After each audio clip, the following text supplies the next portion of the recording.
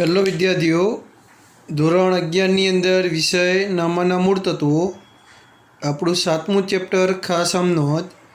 એની અંદર આપણે ખાસ આમનોંધમાં નોંધાતા વ્યવહારોનું વર્ગીકરણ, એની અંદર અન્ય પેટાનોંધમાં ન સમાતા વ્યવહારો, એની અંદર એક નવો ટૉપિક છે આપણો અન્ય રીતે માલની જાવક. અગાઉ આ ટૉપિક આપણે અભ્યાસ કરી દીધો છે. તો એ ટૉપિક છે દાખલા નંબર 6નો. કયો? અન્ય રીતે માલની જાવક. ચલો વિદ્યાર્થીઓ, અગાઉ આપણે આના વિશે ચર્ચા કરી દીધી. જ્યારે પણ ધંધામાંથી અન્ય રીતે માલની જાવક હોય ત્યારે કયું ખાતું જમા કરવામાં આવે છે? તો ખરીદ ખાતું. આપણે જે આમનોંધ હતી એની અંદર આ ટૉપિક આપણે અભ્યાસ કરી દીધો છે. તો અહીંયા અન્ય રીતે જ્યારે માલ ધંધામાંથી જાય ત્યારે એની પણ શું લખવામાં આવે છે? ખાસ આમનોંધ. ફરીથી વિદ્યાર્થીઓ, અન્ય રીતે માલની જાવક હોય ત્યારે કયું ખાતું જમા કરવાનું? તો ખરીદ ખાતું. એના વિશે જ માહિતી મેળવીએ. તો દાખલા નંબર 6, પહેલો વ્યવહાર. ₹5000નો માલ અનાથ આશ્રમમાં આપ્યો.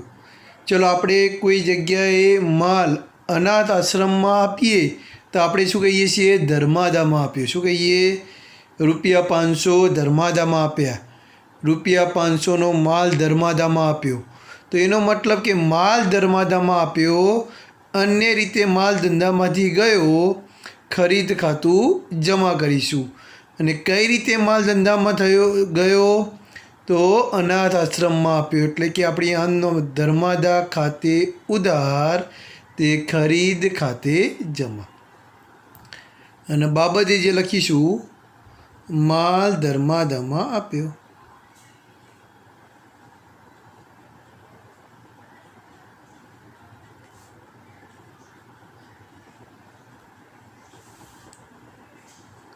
ચલો બીજો ટૉપિક નંબર 2, ₹4000નો માલ નમૂના તરીકે મફત વેચ્યો. ચલો, માલ નમૂના તરીકે વેચ્યો તો ધંધામાંથી માલ ગયો, કઈ રીતે ગયો? અન્ય રીતે માલની જાવક, ખરીદ ખાતું જમા કરીશું. હવે નમૂના તરીકે આપ્યો. હવે ચલો, આપણે માલ નમૂના તરીકે ક્યારે આપીએ?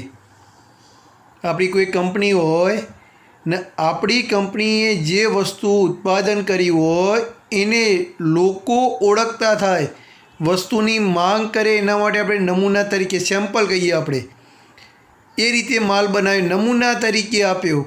તો એ શું કહેવાય? આપણે માલનું વેચાણ વધે એના માટે આપ્યો. તો એ આપણી જાહેરાત કહેવાય. શું કહેવાય? જાહેરાત. તો કોના માટે આપ્યો? જાહેરાત માટે આપ્યો. તો કોના ખાતે ઉધાર કરીશું?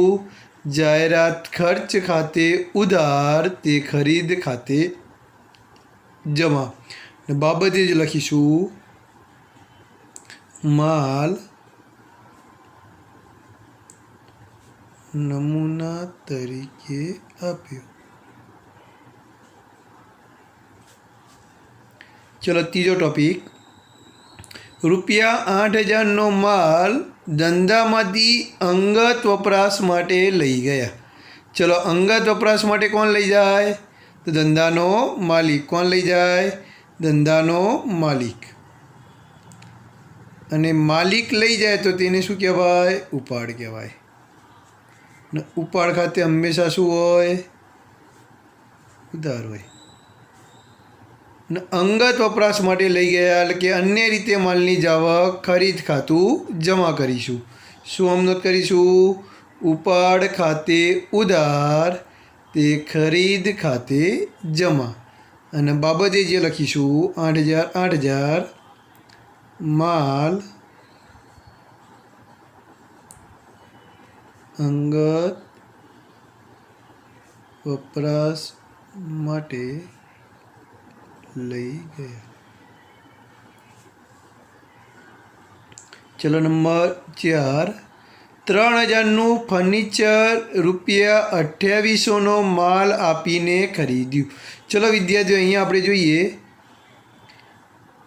3000નું ફર્નિચર ખરીદ્યું, એનો મતલબ કે ફર્નિચર ધંધામાં આવે છે. આવે તો ઉધાર 3000નું. જ્યારે માલ ધંધામાંથી ફર્નિચર આવે છે તો એ ઉધાર જોયું. માલ ધંધામાંથી જાય છે.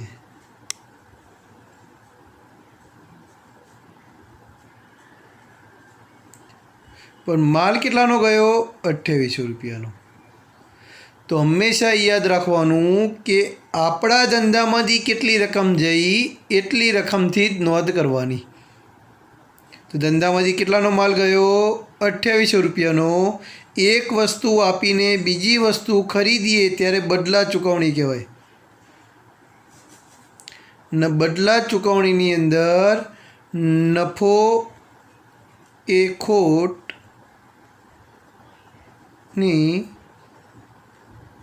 નોંધ થતી નથી. યાદ રાખજો, બદલા ચૂકવણીની અંદર નફો કે ખોટ, નફો કે નુકસાનની નોંધ થતી નથી. એક વસ્તુ આપીને બીજી વસ્તુ આપણે ખરીદીએ તો નોંધ કેટલાની કરવાની? આપણા ધંધામાંથી જેટલી રકમ ગઈ હોય એટલાની. તો અહીંયા ફર્નિચર ધંધામાં આવે છે તો ઉધાર થશે, માલ ધંધામાંથી જાય છે તો જમા થશે. પણ કઈ રીતે ગયો? અન્ય રીતે. એટલે કયું ખાતું આપણું? ખરીદ ખાતું જમા કરવાનું. તો આમનો શું કરીશું? ફર્નિચર ખાતે ઉધાર, તે ખરીદ ખાતે જમા. અને બાબતે જે લખીશું, માલ આપીને ફર્નિચર ખરીદ્યું. ચલો નંબર 5, ₹7000નો માલ અકસ્માતથી નાશ પામ્યો. જે પેટે વીમા કંપનીએ 5500નો દાવો મંજૂર કર્યો. તો વિદ્યાર્થીઓ, અહીંયા આપણે જોઈએ તો માલ ધંધામાંથી ગયો, ખરીદ ખાતે જમા કરીશું.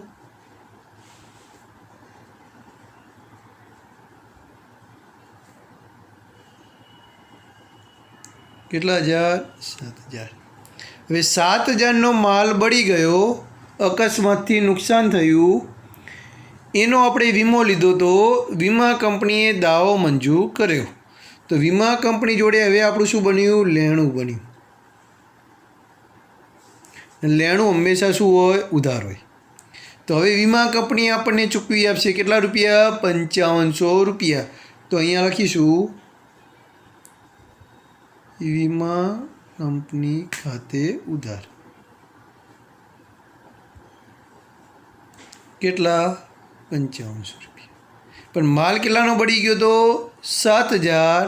તો બાકીની રકમ નુકસાન કહેવાય, તો ₹1500 નુકસાન. પણ કઈ રીતે નુકસાન પડ્યું? અકસ્માતથી નુકસાન.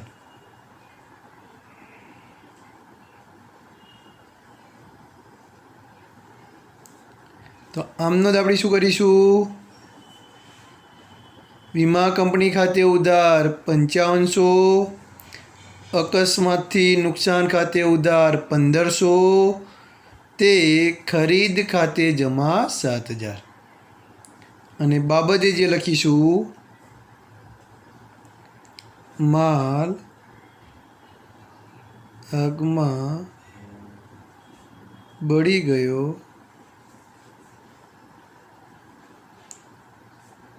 વીમા કંપનીએ દાવો મંજૂર. ચલો એના પછી ₹2000 નિરાલી પાસે લેણા છે, જે રકમ હવે મળી શકે તેમ નથી. ચલો કોઈ વ્યક્તિ જોડે આપણે રૂપિયા લેવાના હોય, ક્યારે લેવાના હોય?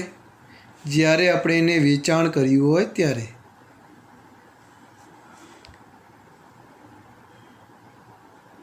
જ્યારે આપણે એને વેચાણ કર્યું હોય ત્યારે તો એ આપણું શું હોય? દેવાદાર હોય. તો દેવાદાર ખાતે ઉધાર તે વેચાણ ખાતે જમા. એક્ઝામ્પલ તરીકે, હવે દેવાદાર જોડેથી જે રૂપિયા મળી શકે તેમ નથી તો એને આપણે શું કહીએ? ગાલખાત કહીશું.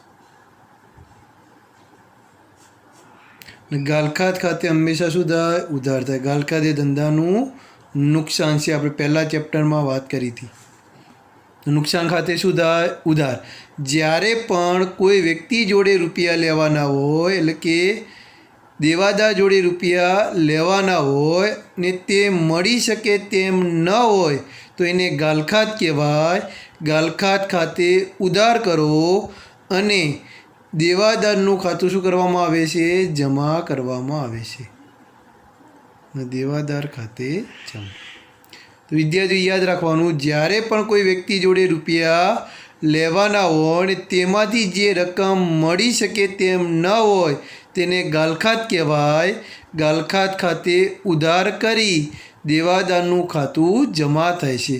વ્યક્તિ નાદાર જાહેર થાય તો પણ શું કરવાનું? ગાલખાતનું ખાતું ઉધાર કરી દેવાદાર ખાતે જમા કરવાનું. તો અહીંયા આપણે શું બન્યું? ગાલખાત ખાતે ઉધાર તે નિરાલી ખાતે જમા.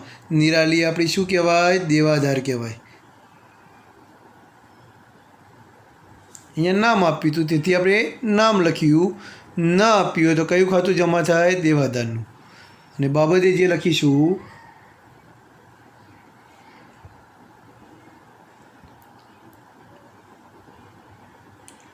લખીશું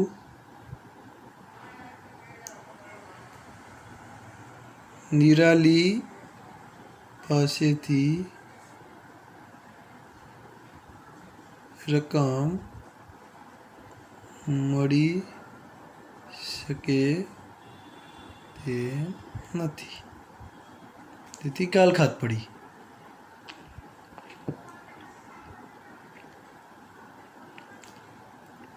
ચલો, યંત્ર પર 800 ઘસારો માંડી વાળ્યો. હવે વિદ્યાર્થીઓ ઘસારો માંડી વાળ્યો કીધો. આપણે અગાઉ એક ચેપ્ટરની અંદર એક પોઈન્ટ આવ્યો હતો, ઘસારો એ શું છે? ખર્ચ છે.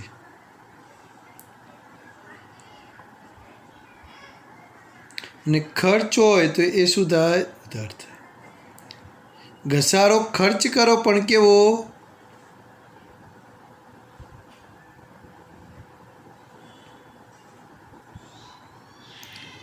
બિન રોકડ મહેસૂલી ખર્ચ. હવે મહેસૂલી ખર્ચ એટલે શું? બિન રોકડ કીધી એનો મતલબ જે એને રોકડમાં ચૂકવવામાં આવતો નથી. મહેસૂલી ખર્ચ, જે ખર્ચ, યાદ રાખજો વ્યાખ્યા આવી, મહેસૂલી ખર્ચ એટલે જે ખર્ચ દર વર્ષે માંડી વાળવામાં આવતો હોય, દર વર્ષે ચૂકવવામાં આવતો હોય, દર વર્ષે માંડી વાળવામાં આવતો હોય. દર વર્ષે એટલે કે એનો સમયગાળો કેવો હોય? 1 વર્ષનો. તો જે ખર્ચ દર વર્ષે ચૂકવવામાં આવતો હોય તેવા ખર્ચને મહેસૂલી ખર્ચ કહે છે. તો ઘસારો એ કેવો છે? બિન રોકડ મહેસૂલી ખર્ચ હોય તો ધંધામાંથી રોકડ જાય તો જમા.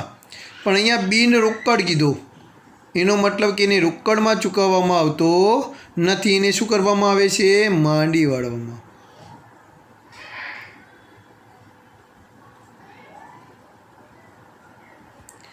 તેથી ઘસારો ખર્ચ હોવાથી તેના ખાતે તો ઉધાર જ કરવાનું, પણ રોકડમાં ચૂકવવામાં આવતો નથી.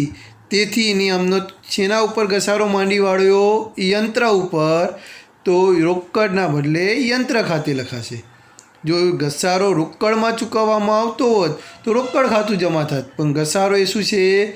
બિન રોકડ મહેસૂલી ખર્ચ, એટલે કે એને રોકડમાં ચૂકવવામાં આવતો નથી, જે તે મિલકતમાંથી માંડી વાળવામાં આવે છે. તો આમનો ઘસારો એ ખર્ચ હોવાથી ઘસારા ખાતે ઉધાર તે યંત્ર ખાતે જમા. શેના ઉપર માંડી વાળ્યો? યંત્ર ઉપર. યંત્રની કિંમતમાં જેમ ઘટાડો થાય તેમ યંત્ર ખાતું સરભર થાય. એના વિશે આપણે અગાઉ આખું ચેપ્ટર આવવાનું ઘસારાનું, એની અંદર આપણે ડિટેલમાં ભણીશું.